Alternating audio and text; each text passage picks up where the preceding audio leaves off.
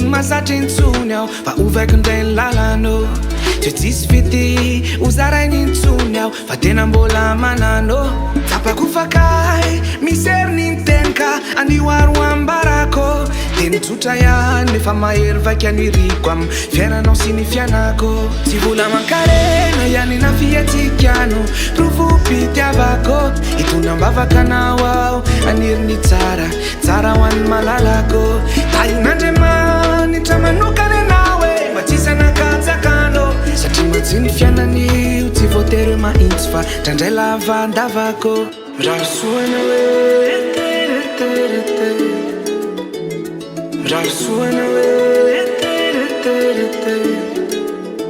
dia hovaky ny paraziny indrindrina irodana irotsaka mitsika ny fahasoavanao androsy oreraka ny sorehetra iverina mba tena ho feno tanjako dia niafy ny vity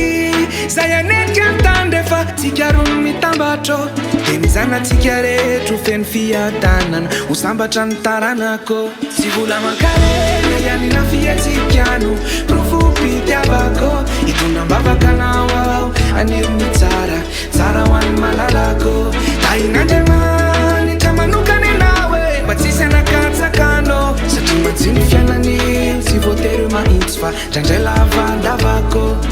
ka ho iriko mba hitondra hazavana ilay fitiavantsika faratebiteby aho ifafay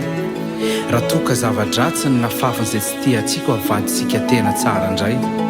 fitiavana hafahafa tsy mitovy amin'isa taona fa mba miavaka mivoaka kely indray